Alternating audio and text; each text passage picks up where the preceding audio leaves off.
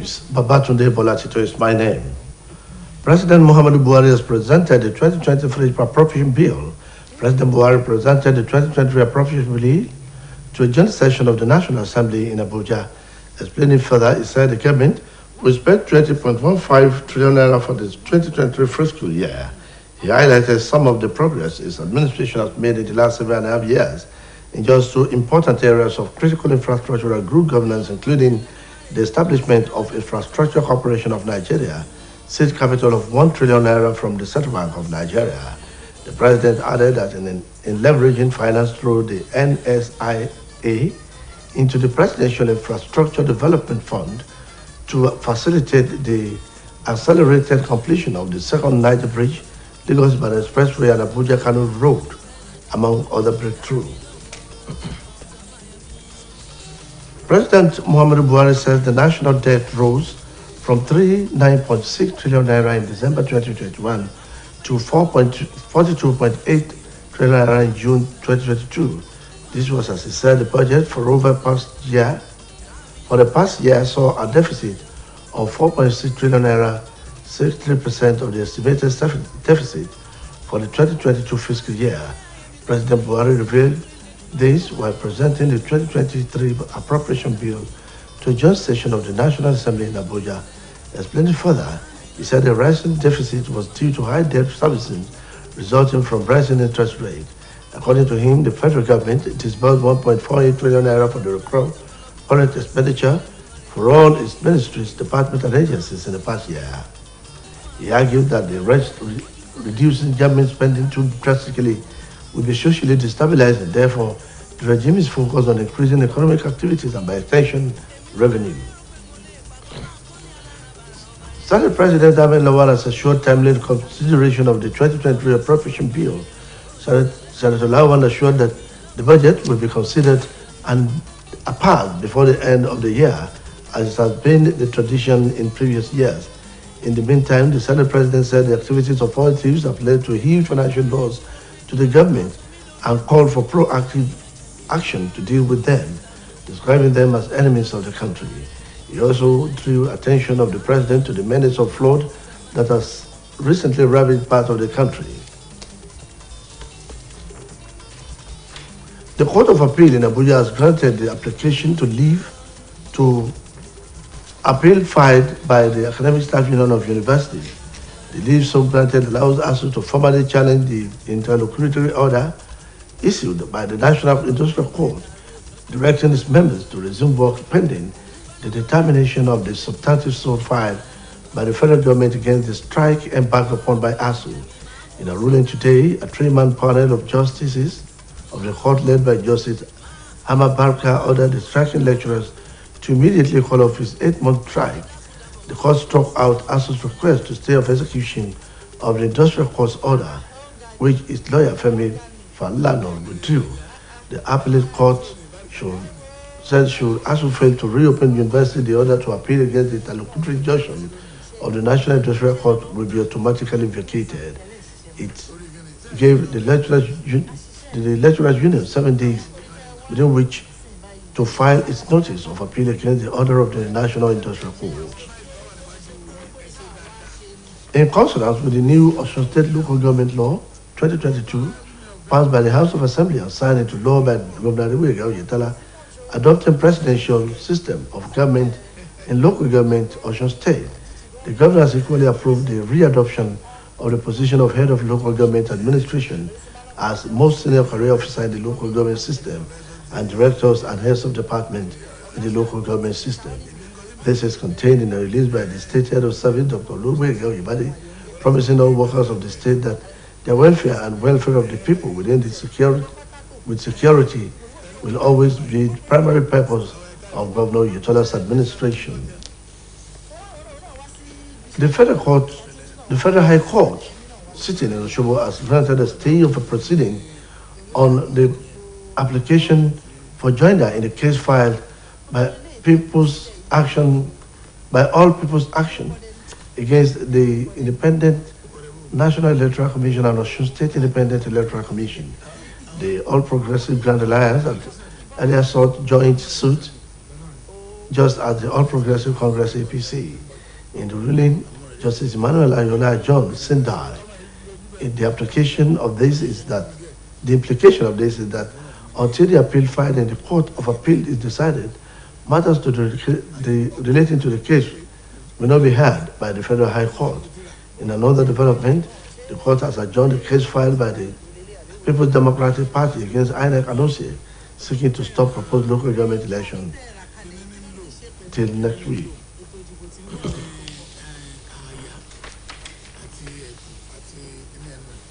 A Federal High Court in Lagos has granted media right agenda leave to proceed with its freedom of information suit against National Broadcasting Corporation for refusing to disclose details of payment of license fees by broadcast stations and platforms and their amount they owe as license fee. Justice Ambrose Lewis Alagua paved the way for the suit to proceed upon a preliminary motion brought by MRS lawyer Alimi Adamu, seeking leave to challenge the NBC's failure to provide it with information it requested in the letter.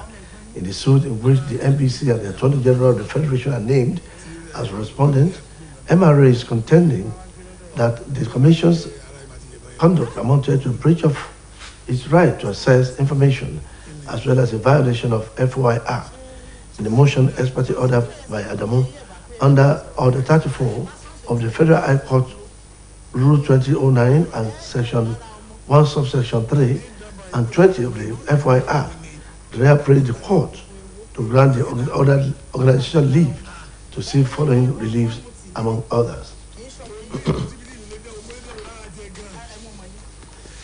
Government of the state has assured the people of Okebale Sasha area for Shobo of regular water supply now that they have repaired broken pipes and got to completion stage, as it has increased the volume of water pumps service area in the installation of new machine in Ikwindi water station.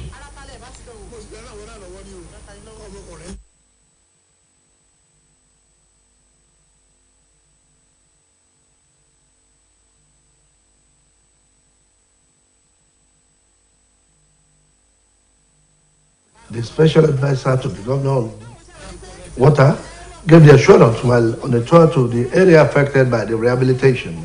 The visit took the team to led by the special advisor of rural and community development, and Yamumini Adekunle, in company of the general manager, the deputies, and top officers of Osun State Water Corporation to Sawmill, Shasha Market, Kasmo area, all in Okebale, Ikwindi, and Iwu to have first-hand information on the rehabilitation of service line and some equipment, assessing the rehabilitation and extension project in 3 different locations in the Oshobo, Ikwindi, and Iwu.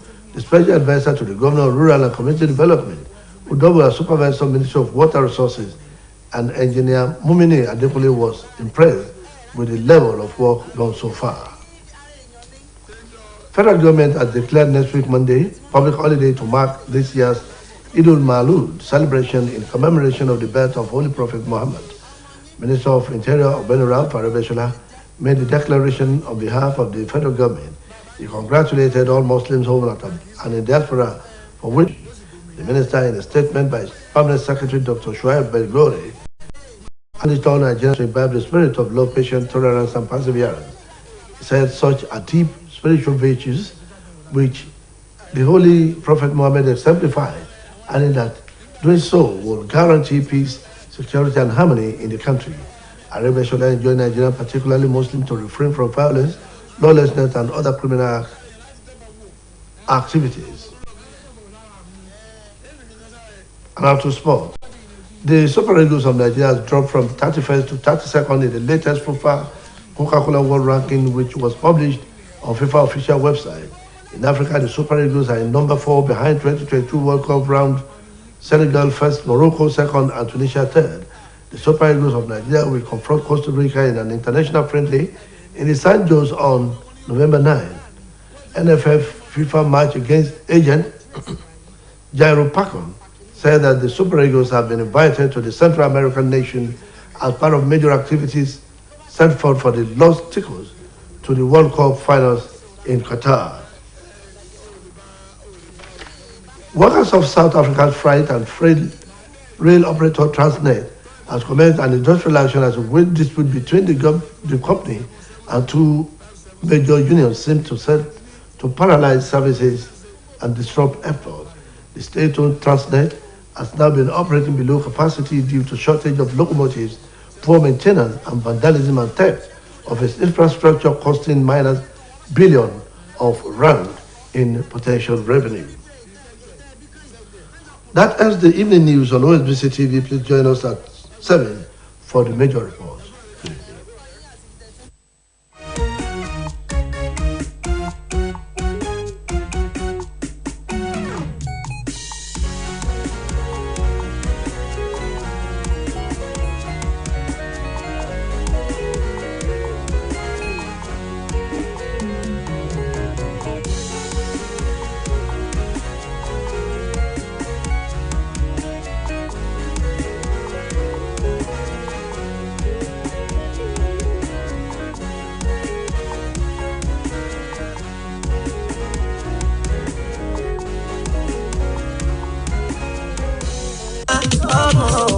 àfàìlẹ́ ti yẹra ọmọ aṣòro ìlójú ọlọ́pàá ní aláyé tí mo wá èyí tó fún mi ṣálẹ̀bù tí mo fi ń sílẹ̀ aláyé ní àtàwọn àtọ́jẹ́ ẹnìyàn sàkà ayé ẹ̀sán ọgbà dájúdájú. ohun tó lóhùn béèrè nínú owó ẹ̀ kò ju bíntì.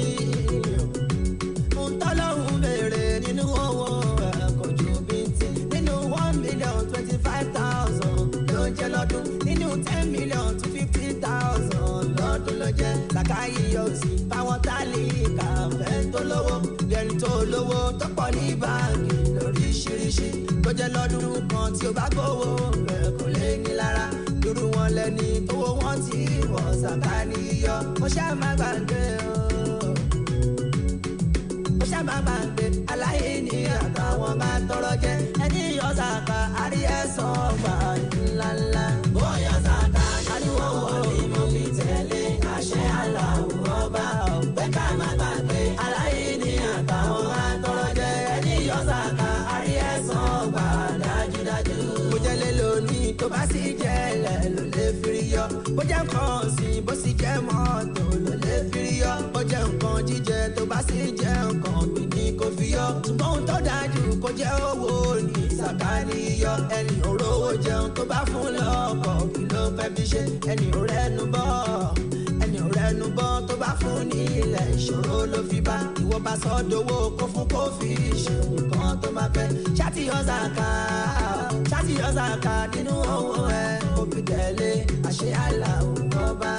káti má gbàgbé aláìní àtàwọn atọrọ jẹ. ẹni yọ sàkà àrí ẹ̀sán ọgbà dájúdájú. bóyá sàkà nínú owó mi mo fi tẹ̀lé àṣẹ aláwọ̀ ọba mímọ́. bẹ́ẹ̀ ká má gbàgbé aláìní àtàwọn atọrọ jẹ. ẹni yọ sàkà àrí ẹ̀sán ọgbà dájúdájú. lọ́dún èṣì nínú owó ẹ̀ ṣòyọ. nínú owó ẹ̀ lọ́dún èṣì nínú owó ẹ̀ ìyóta nínú owó ẹ̀ lọ́dún èlì nínú owó ẹ̀ ṣòyọ. nínú ọlá ẹ̀ ṣòyọ. nínú dúkìá ṣòyọ. ọrẹ nínú owó ẹ̀ ṣòyọ. àkànmú olóye ṣòyọ. ọtúbà mọ̀tí o ṣòyọ. ọkọ̀ bí ọdún ṣòyọ. alájà sísá o ọ̀rẹ́ àríkẹ́ o alájà fáwùnsá ṣòyọ. nínú owó ẹ̀ alájí àríyọ ṣòyọ. ọ̀làwálé ṣòyọ. ọkọ̀ alájà ìṣà o.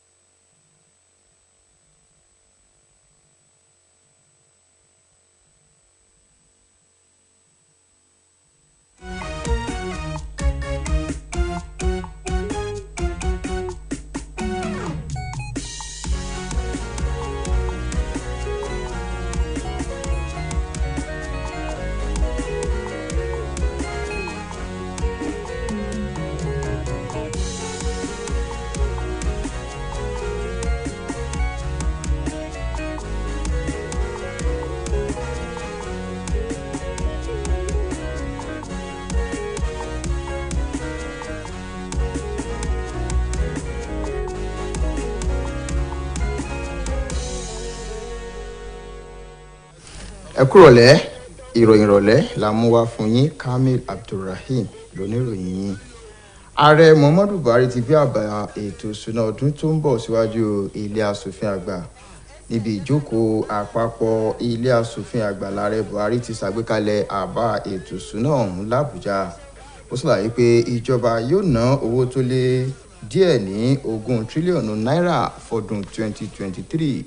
Ó ṣàlàyé nípa àṣeyọrí tíjọba ọ̀hún ti ṣe láàrin ọdún méje àbọ̀ lórí àwọn ẹ̀ka méjì tó ṣe kókó níbi tá a ti rí nǹkan amáyédẹrùn àti ìjọba rere tó fi mọ́ ìdásílẹ̀ àjọ tó wà fọ́rọ̀ nǹkan amáyédẹrùn èyí tó ná lówó tó tírílíọ̀nù kan náírà láti báńkì àpapọ̀ ilẹ̀ yìí. Ààrẹ Muhammadu Buhari ti sọ pé iye gbèsè torílẹ̀-èdè yìí jẹ́ ti fò fẹ̀rẹ̀ láti tírílíọ̀nù lọ́nà 40 náírà dín díẹ̀ sí tírílíọ̀nù 42 ó lé díẹ̀ náírà láàrin oṣù kejìlá ọdún 2021 sí oṣù kẹfà ọdún tá a wà yìí, tí yóò sì sẹ́yìn àlùbá tó dé bá ètò ìṣúná ọdún yìí pẹ̀lú tírílíọ̀nù 6 ó lé díẹ̀ náírà tí í ṣe ìdá 63 nínú ìdá 100 owó náà lọ́dún yìí. Ààrẹ sọ ìdí mímọ̀ lásìkò tó ń gbé àbá ètò ìṣúná ọdún yìí síwájú àwọn aṣòfin àpapọ̀.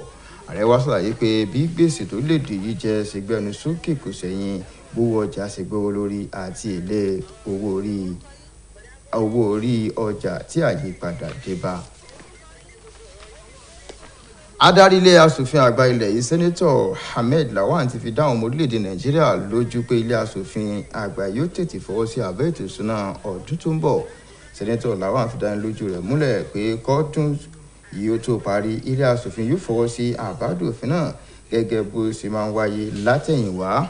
Bákan náà ni adarí ilé aṣòfin tún sọ pé àwọn tí wọ́n jí epo wà lórílẹ̀-èdè yìí ti mú kó orílẹ̀-èdè yìí kó máa pàdánù bìtìbìtì owó, tó sì pè fún ìgbésẹ̀ akin láti fòpin sí ìṣesí náà, èyí tó ṣàpèjúwe àwọn tí wọ́n jí epo náà wà gẹ́gẹ́ bí ọ̀tá ìlọsíwájú orílẹ̀-èdè Nàìjíríà. Bẹ́ẹ̀ ló tún pàkíyèsí ààrẹ Buhari sí bí ìṣẹ̀lẹ̀ omíyalé ṣe ń wáyé láwọn apá ibìkan lórílẹ̀-èdè yìí.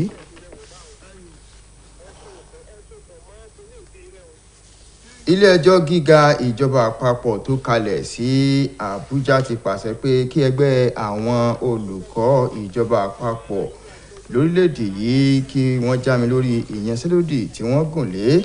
Nígbà tí wọ́n gbé ìdájọ́ náà kalẹ̀, àwọn ìgbìmọ̀ ẹlẹ́ni mẹ́ta tí wọ́n ṣe atótónu lórí ẹ̀sùn náà pàṣẹ fún ẹgbẹ́ àwọn olùkọ́ lórílẹ̀-èdè yìí pé kí wọ́n padà sí yàrá ìkẹ́kọ̀ọ́ wọn.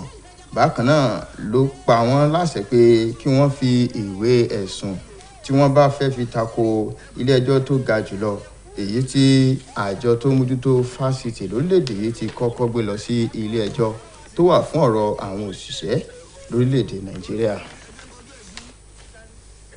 Níbàámu pẹ̀lú àgbékalẹ̀ òfin tuntun ìjọba ìbílẹ̀ nípínlẹ̀ yìí tí ilé aṣòfin ṣẹ̀ṣẹ̀ fọwọ́ sí, èyí tí gómìnà Adégbóyèga Oyètọ́lá sì ti fi òlùlú láti sọ di òfin pọ́nbélé nípa ìlànà ìjọba ààrẹ apàṣẹwàá láwọn ìjọba ìbílẹ̀ nípínlẹ̀ Ọ̀ṣun. Gómìnà ìpínlẹ̀ yìí ti fọwọ́ sí ìlànà lílo ipò àwọn olórí àwọn òṣìṣẹ́ níjọba ìbílẹ̀ gẹ́gẹ́ bí ẹni tí ipò rẹ̀ ga jùlọ níjọba ìbílẹ̀, táwọn olùdarí yóò sì máa jẹ́ adarí láwọn ẹ̀ka níjọba ìbílẹ̀.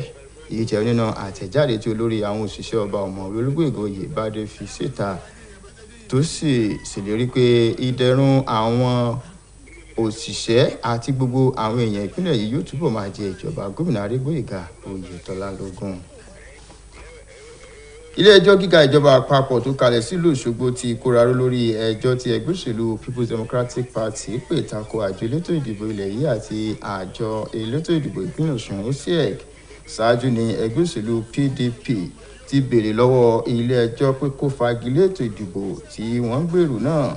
Nínú ìdájọ́ onídàájọ́ Emmanuel Ayọ̀ọ́lá ló ti sún ìgbẹ́jọ́ náà síwájú, téyìí sì túmọ̀ sí pé ó dìgbà tí ilé-ẹjọ́ kòtẹ́milọ́rùn bá gbé ìdájọ́ rẹ̀ kalẹ̀ lórí ẹ̀sùn náà kí ilé-ẹjọ́ gíga ìjọba àpapọ̀ kó tó lè gbọ́ ẹjọ́ ọ̀hún.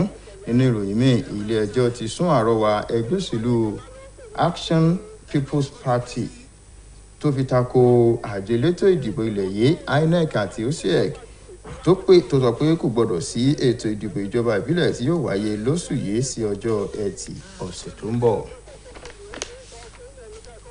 ilé ẹjọ́ gíga ìjọba àpapọ̀ tó kalẹ̀ sílùú Èkó ti fún àjọ kan tó wà fọ́rọ̀ ẹ̀tọ́ àwọn iléeṣẹ́ ìròyìn Media Rights Agenda láǹfààní láti gbé àjọ tó mójútó ọ̀rọ̀ àwọn iléeṣẹ́ ìgbóhùnsáfẹ́fẹ́ lọ sílé ẹjọ́ lórí bó ṣe kùnà láti sọ ẹ̀kúnrẹ́rẹ́ iye owó táwọn iléeṣẹ́ ìgbóhùnsáfẹ́fẹ́ jẹ nípa àti sọ ìwé àṣẹ wọn dọ̀tun àti orúkọ àwọn tó ti san owó tí wọ́n sọ pé kó gbé jáde àmọ́ tó kùnà láti ṣe bẹ́ẹ̀. Onídàájọ́ Ambrose Lewis Alaoga ló gbédájọ́ rẹ̀ kalẹ̀ pé lásìkò tó ń gbẹ̀sùn tagbẹjọ́rò ikọ̀ náà gbé wá láti lè fi pẹjọ́ tako àjọ NBC bó ṣe kùnà láti ṣe àgbékalẹ̀ ìròyìn tó ṣe kókó nípa ohun tí wọ́n béèrè fún ló mú kó gbé ìgbésẹ̀ ọ̀hún. Nínú ẹjọ́ náà ni àjọ NBC àti amòfin àgbà lórílẹ̀‐èdè ti tún ṣe mínísítà fẹ́tò ìdájọ́ tó jẹ́ olùjẹ́jọ́ kìíní àti ìkejì tó sì ní ìgbẹ́jọ́ náà wà lábẹ́ òfin orílẹ̀‐èdè yìí tọdún 2009 abala kìíní àti ìkẹta tí agbẹjọ́rò náà sì pàrọwà sí ilé ẹjọ́ láti fún ikọ̀ tó jẹ́ oníbàárà rẹ̀ láǹfààní láti béèrè lọ́wọ́ àjọ NBC kó sì dá lóhùn lẹ́yọ̀sọ̀ka. Ìjọba ìpínlẹ̀ Ọ̀ṣun ti fi dáhùn èèyàn òkè balẹ̀ ṣàṣà nílùú Òṣogbo lójú pé omi ẹ̀rọ yóò máa yọ dáadáa lágbègbè náà ní báyìí tí àtúnṣe ọ̀pá omi tó bàjẹ́ lágbègbè náà ti ń parí lọ tí àfikún sì ti bá omi ẹ̀rọ tó ń dé sílùú Ìkìrun pẹ̀lú gbígbé ẹ̀rọ tuntun tí wọ́n jẹ́ kó omi ó máa yọ dáadáa sí ibùdó omi tó wà ní Èkó Ìndé. Olùdámọ̀ràn pàtàkì fún gómìnà lórí ọ̀rọ̀ ìdàgbàsókè agbègbè ẹnjìníà Múmínì Adékúnlé ló fìdánilójú yìí múlẹ̀ lásìkò àbẹ̀wò tó ṣe sí agbègbè tí àtúnṣe ọ̀pá omi náà ti ń lọ lọ́wọ́. Olùdámọ̀ràn pàtàkì fọ́rọ̀ ìdàgbàsókè agbègbè ẹnjìníà Múmínì Adékúnlé ló ṣáájú ikọ̀ tó lọ ṣàbẹ̀wò náà níbi tá a ti rí Gíwá àti àwọn igbákejì tó fi mọ́ àwọn lọ́gàálọ́gàá nílé iṣẹ́ tó ń pèsè omi ni wọ́n kàn sí ibi tí wọ́n ti ń ta pákó lókè balẹ̀ tí wọ́n ń pè ní sawmill ọjà ṣàṣà àti agbègbè Kásímò tí gbogbo ẹ̀ wà ní òkè balẹ̀ nílùú Òṣogbo àti Èkó Ìndé tó fi mọ́ Ìwó láti mọ bàtúnṣe àwọn ọ̀pá omi náà ṣe ń lọ sí nígbà tó ń ṣàgbéyẹ̀wò àkànṣe iṣẹ́ ní agbègbè mẹ́ta ọ̀tọ̀ọ̀tọ̀ nílùú Òṣogbo, Èkó Ìndé àti Ìwó. Olùdámọ̀ràn pàtàkì fún gómìnà lórí ọ̀rọ̀ ìdàgbàsókè ẹsẹ̀ kùkú tó tún jẹ́ alámòjútó nílé iṣẹ́ tó wà fọ́rọ̀ ìpèsè omi àti nǹkan àlùmọ́ọ́nì ẹnjìnìà Múmínì Adékúnlé fi ìdùnnú rẹ̀ hàn sí bí iṣẹ́ náà ṣe ń lọ sí pẹ̀lú ìdánilójú pé láìpẹ́ yìí ni iṣẹ́ náà yóò parí táwọn èèyàn agbègbè sawmill ṣàṣà àti OSBC nílùú Òṣogbo tó fi mọ́ Òkè Òré nílùú Ìwó yóò sì máa jàǹfààní omi ẹ̀rọ tó mọ́ gara látọwọ́ ìjọba gómìnà Adégbóyèga Oyètọ́lá. Ìjọba àpapọ̀ ti kéde ọjọ́ ajé tó ń bọ̀ gẹ́gẹ́ bí ìsinmi lẹ́nu iṣẹ́ láti fi sàmì àyájọ́ ọjọ́ bíi Ànábì Muhammad. Mínísítà fọ́rọ̀ abẹ́lé ọ̀gbẹ́ni Rauf Arẹ́gbẹ́ṣọlá ló kéde lórúkọ ìjọba àpapọ̀.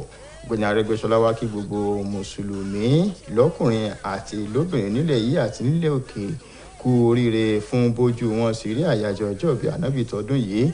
Àtẹ̀jáde tí akọ̀wé àgbà nílé iṣẹ́ náà ọ̀mọ̀wé Suwaibẹ Gòrè fi síta lórúkọ mínísítà fọ́rọ̀ abẹ́lé ló ti wá rọ àwọn ọmọ orílẹ̀-èdè yìí láti tẹ̀lé gbogbo ẹ̀kọ́ tí ìgbé ayé Ànábì Muhammad fi kọ́ni nínú èyí tá a ti rí ìfẹ́ sùúrù ìfàyàrán. Ló àfikún pé nípa ṣíṣe èyí ni àlàáfíà ààbò àti ìṣọ̀kan lè fi lè wà ní orílẹ̀-èdè Nàìjíríà. Àjọ tó ń mójútó bọ́ọ̀lù aláfẹsẹ̀gbá lágbàáyé FIFA ti fi léde pé ikọ̀ Super Eagles orílẹ̀-èdè Nàìjíríà ti já wálẹ̀ lórí ìgbéléwọ̀n láti ipò kọkànlélọ́gbọ̀n tó sì wà ní ipò kejìlélọ́gbọ̀n. Ikọ̀ Super Eagles ló wà nípò kẹrin lórí ìgbéléwọ̀n ilẹ̀ Áfíríkà nígbà tí orílẹ̀-èdè Senegal wà ní ipò kínní, orílẹ̀-èdè Morocco wà ní ipò kejì, orílẹ̀-èdè Tunisia sì wà ní ipò kẹta lórí tábìlì ìgbéléwọ̀n ọ̀hún. Ikọ̀ Super Eagles ṣe já wálẹ̀ lórí tábìlì ìgbà kò sẹ́yìn bí wọn kò ṣe kópa tó jọjú nínú ìdíje ọlọ́rẹ̀ẹ́sọ̀rẹ́ tó wáyé lóṣù tó kọjá. Àwọn òṣìṣẹ́ ọkọ̀ ojú irin lórílẹ̀‐èdè South Africa ti bẹ̀rẹ̀ ìyanṣẹ́lódì ní báyìí tí àgbọ̀ra-ẹni-yé láàrin iléeṣẹ́ àti àwọn ẹgbẹ́ méjì tó ṣe kókó lẹ́ka ìrìn ojú irin ti ń wáyé èyí tó pagidínà kíkó àwọn ẹrù wọlé láti ilẹ̀ òkèrè. Lára ohun táwọn òṣìṣẹ́ iléeṣẹ́ ọkọ̀ ojú irin náà ń jà fún ni àìsí epo ọkọ̀ ojú irin, àìsí àmójútó iléeṣẹ́ náà àti báwọn jàǹdùkú ṣe ń jẹ́ àwọn nǹkan àlò iléeṣẹ́ náà èyí tó ṣàkóbá fún ètò ìpawówọlé lábẹ́lé. Àwọn ẹgbẹ́ náà níbi tá a ti rí èyí tí wọ́n ń pè ní the United National Transport Union àti South African Transport tó fi mọ́ ẹgbẹ́ míì tí wọ́n jọjọ́ ń ṣiṣẹ́ papọ̀ ni wọ́n dúnkùkù lajà ọ̀hún. Ẹgbẹ́ torúkọ rẹ̀ jẹ́ the United National Transport Union àtojúgbà rẹ̀ Satawo sọ pé àwọn agbẹjọ́rò àwọn ti kọ ìwé síjọba pé ìyanṣẹ́lódì náà sí yóò gbàyè nítorí pé ìjọba ti ń dúnkùkù lajà pé àwọn kò gbọdọ̀ gùn lé ìyanṣẹ́lódì náà. Ìròyìn ìrọ̀lẹ́ wa fún ti tàkókò yìí kò jù báyìí lọ. Ẹ pàdé wa láago 8 àbọ̀ alẹ́ nígbà táwọn mú àkójọpọ̀ ìròyìn wá fún yín títí ìgbà náà. Ẹ kú ojú lọ́nà.